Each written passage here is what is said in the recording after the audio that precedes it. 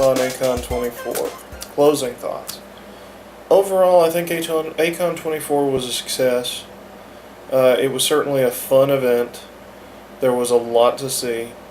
One of the big advantages to being at the Anatole is they have so much more space. It was a lot more roomy. You know, it was easier to get around. It was easier to get off to the side, that sort of thing, in both the artist alley and the exhibit hall. The negative there is that is so heavily removed from everything else. It's at the back of the hotel, effectively. You had to go through a corridor just to get there, and everything else was in the front. So whenever people walk in the doors now, the first thing they see basically is the hotel desk, that sort of thing, autograph area off to one side, and basically the Chantilly ballroom, and of course the lines. I mean, really, honestly, the first real part of this convention you're going to see is the lines. You know, that's a bad, you know, you don't want your convention to be remembered for that. I think what they need to think about more is what I have read, for example, on Facebook, a number of people saying they need to make more lines, more registration points. Not the line itself, but the staff. They need more stations in there for registration. They need people who are sitting there taking care of registration. Well, that's hard to do. It's a volunteer staff for the most part. So there is a first time for everything. And in this case, even though this is the 24th A-Kon, it's still the first A-Kon at the Hilton Anatole. They can only do so much in anticipation of this. Now that they've done it, they have some numbers to crunch. They need to greatly overestimate. That's really what they need to do. They need to look at their numbers, figure out, okay, 22,000 people came last year, you know, it was like 21,000 something. This year it's like 24,000. Oh my goodness, we had a really big growth. We need to be prepared for that. That's the sort of thing they have to think about, because they ended up having some kind of continuous loop wandering through the main hotel because there were so many people. But at the same time, you had people stopping to take pictures and that sort of thing that would bring a chunk of this loop to a complete stop. They ended up making it so that there was a line going back into the Trinity convention facility, that complex, and then that line would lead into the exhibitor, you know, the vendor area, and then you could come out and you could go into the art rooms or whatever. You could actually go directly back there, but sometimes there was a line for that too. It just depended. Then you had everybody being redirected to an exit into the park. Not a bad idea. They didn't do that at first. It took time to get that set up, and they had so many people flowing in, they needed more flow control. That's the problem with a lot of the lines too.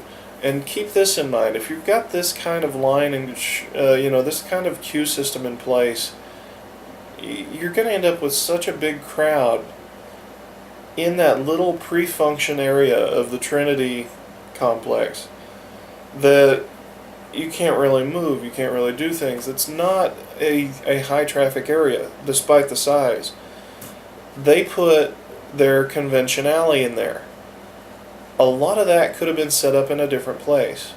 Now, some of this may lie with the Anatole itself. They have their own policies, and then you have to deal with the fire inspector, you know, and the you know, the concerns regarding safety and the fire code and that sort of thing. So some things they cannot control.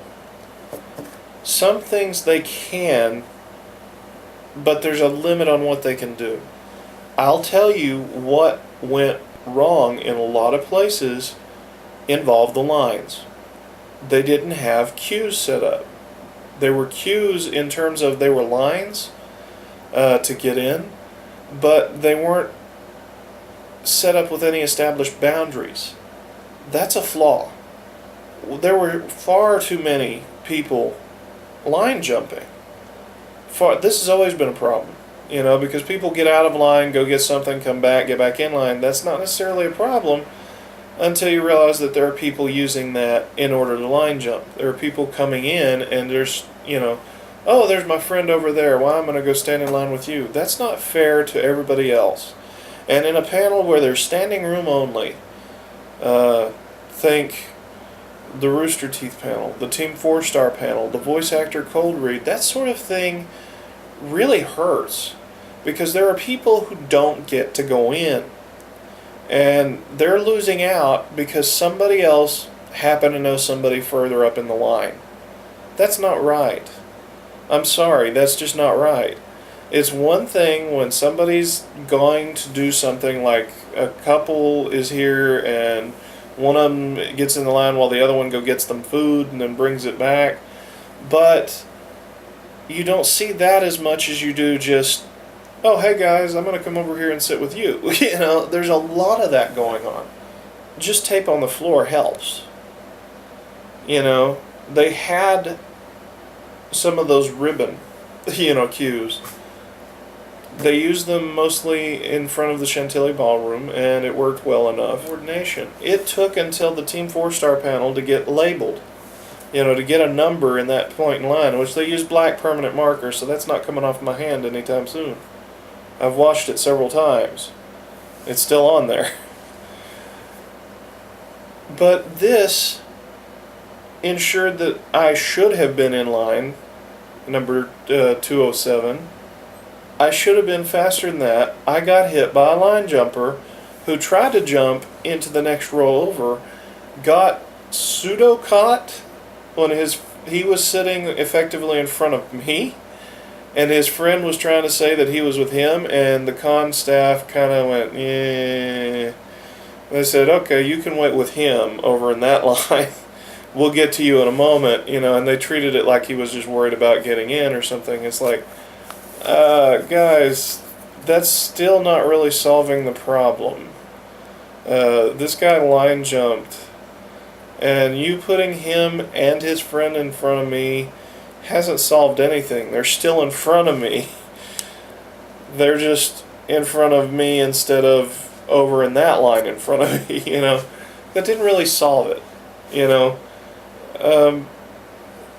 What can be done, I don't know. I mean, the fact is that to have the main ballroom there in, the grand ballroom, split up the way they did, and then have the lines right in front of that just doesn't work terribly well. They needed to allow space for people to go through to get to the video rooms and that sort of thing, but they didn't have enough con staff really patrolling that either. Did they mess up a lot of stuff? Oh, sure. Was it anything critical? Not really. But there are a lot of people who are getting angry about this sort of thing, and it's what happens. First and foremost, my advice to anyone who is thinking about going to a convention, honestly, it's been said before, prepare to stand in line. There's a lot of lines. Be ready to stand in line. Well, it's more than that. Be prepared to understand the line. Whenever you're getting in the line for a big event like that, this stuff's going to happen. And the staff, as as I said before, they are volunteer staff. They're going to have problems, and they're not going to be able to deal with it. It's now up to the Phoenix sales staff, it's now up to the convention organizers and the like to learn from this year.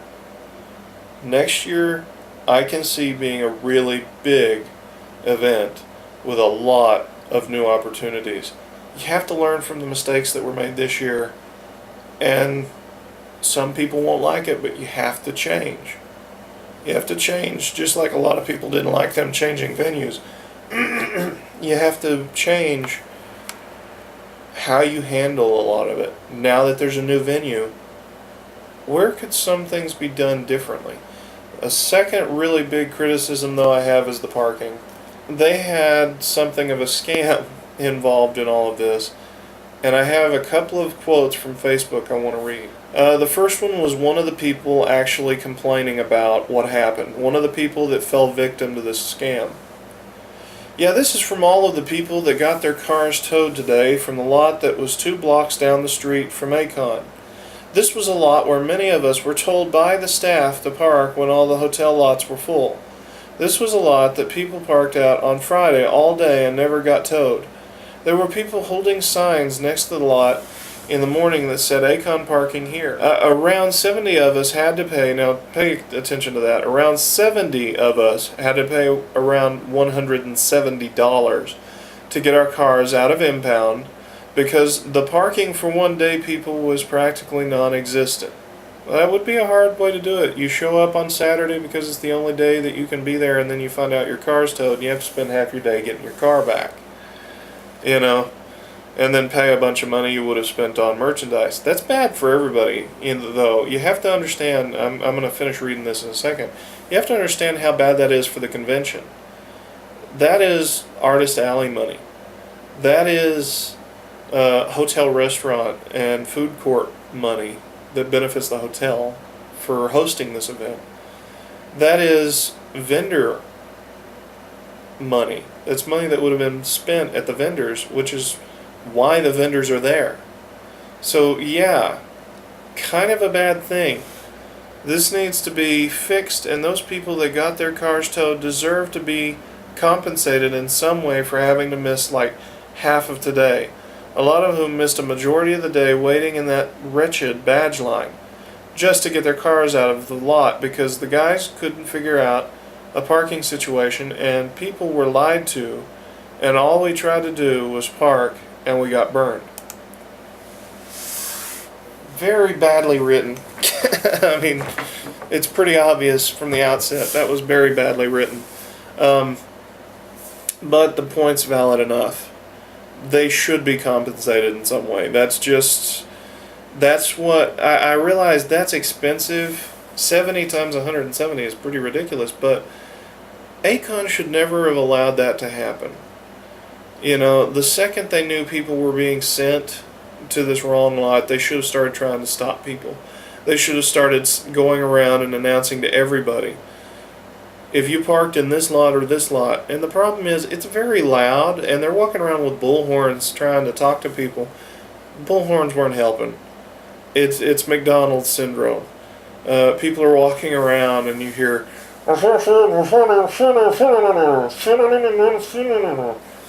what?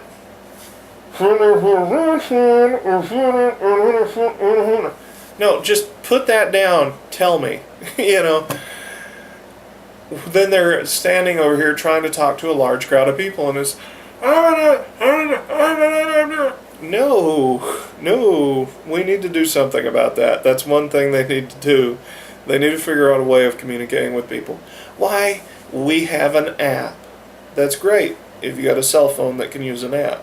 I don't. So, you know, there were a lot of circumstances that came up where this sort of thing shouldn't have happened, and really it may not be that the A-Kon is liable for anything. I don't think they specifically have any reason. I mean, they certainly put their own disclaimer. We're not responsible if you get towed. But it's the right thing to do. This is from an ethical standpoint, from a good public relations standpoint, that sort of thing. They should compensate these people. Like with my car, I ended up with a little sticker on it warning me that I was threatened basically to be towed because I parked in a place that wasn't technically a part of the lot. Well, that would have been good to know, wouldn't it? You know, it looked legal enough. It was a whole string of cars parked over there.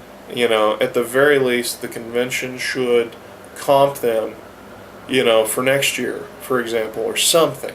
You've got to do something to make this right. Here's the response that the A-Kon staff posted.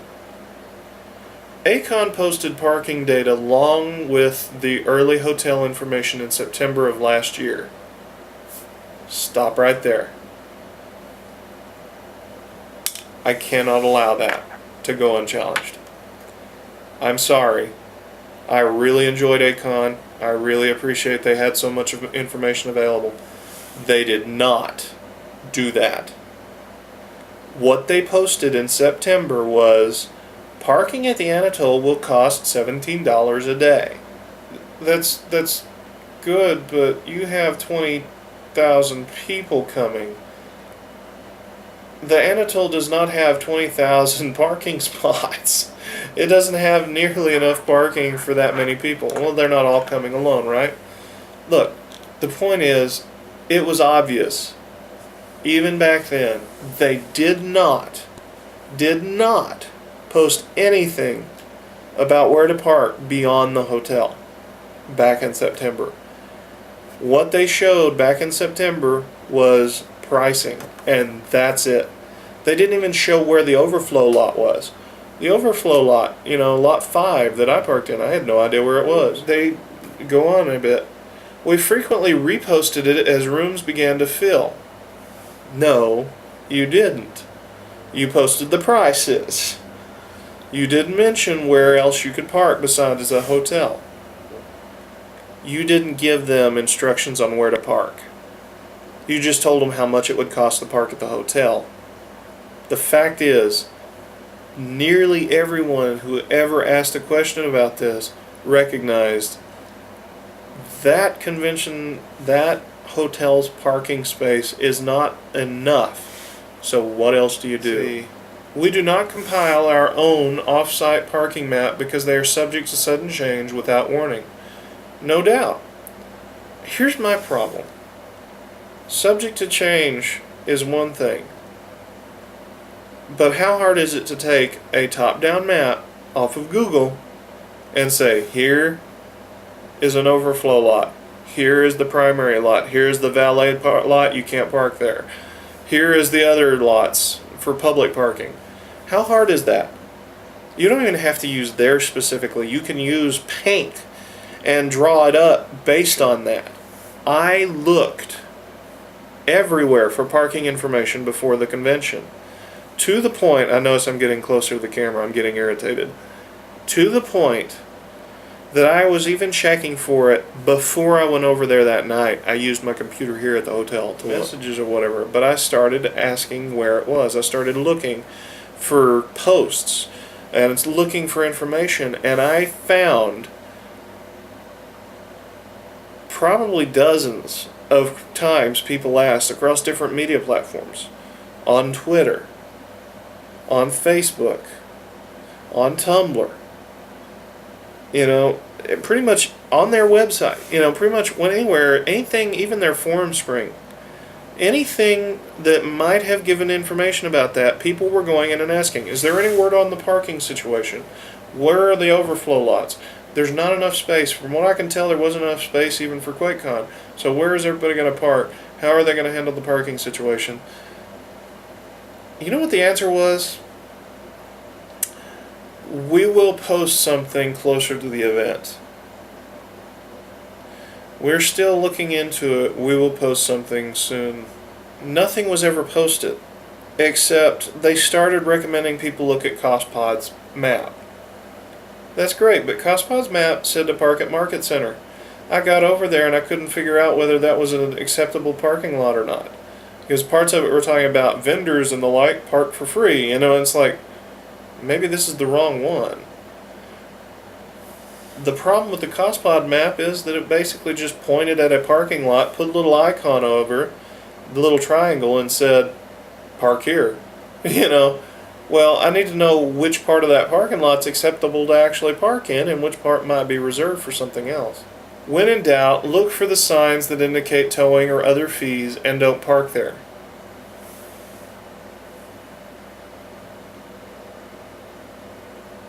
Do you have any idea how many businesses put a sign like that up that are okay with people parking there for A-Kon? That is the freaking overflow lot. Lot 5 at the Anatole. Every other light pole had a sign up saying it was a towaway zone. Authorized vehicles only. During A-Kon, guests, attendees of the convention, are authorized vehicles. But according to this message and that sign, we shouldn't have parked over there. That's not helpful information. The fact is, a lot of the people that were towed because they were in county parking lots, that sort of thing. Because they were directed there by someone pretending to be A-Kon staff. At least one person has been found intentionally misdirecting cars into private or county lots, thus guaranteeing they would be towed. We are still working with DPD to see what exactly happened. I really hope that they keep up some communication on this. I want to know what's going to be done about it. I didn't get towed. I just got the little sticker stuck on there that, yeah, if I had left my car there yesterday, I would have been towed. That's kind of the point. But this has to be dealt with. And it has to be A-Kon that does it. You cannot rely on a fan site to do your work for you. I'm sorry, that's not how this works. You are hosting this convention. You have assumed the responsibility. We take no responsibility for people being towed is not an excuse. You should communicate to your fan base where it is acceptable to park. You should be doing that early, and you should have your lots marked by Thursday. There is no sense in waiting until Saturday night and going into Sunday before you know where are acceptable public parking lots. This right here is unacceptable. When the response to someone who is a part of what they say is 70 people that got towed, my gosh. Even the Dallas police should have stepped in and said, stop towing these people, we need to figure out what's going on. You know, at some point, there has to be a line drawn. You do not tow people and then impound their cars because of a fraud like this. They shouldn't be paying for that. It's not right. And people come in and they start saying, well, everybody else was parking over there, I thought it was okay. And then the other person comes in, well, that's not an excuse. You know, if you were to hit your head on a oven or something, or jump off a bridge, well, you know, whatever, would you do it too? And this, you know what? Drop that garbage. These people were pointed in the wrong direction. When they got there, they saw other convention attendees also parking. There is no reason for them to think they're out of place. At that point, they believe they have been told by either hotel staff or convention staff that they're going to the right parking lot. And when they get there, they see evidence that they have, in fact, gone to the right parking lot. To listen to me go on about the negatives makes it sound like I had a bad time or something like that. I didn't. I had a lot of fun. And it was a great convention. And I certainly hope it's even bigger and better next year. But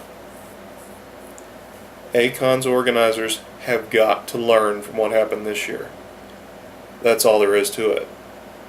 This is lessons that must be learned.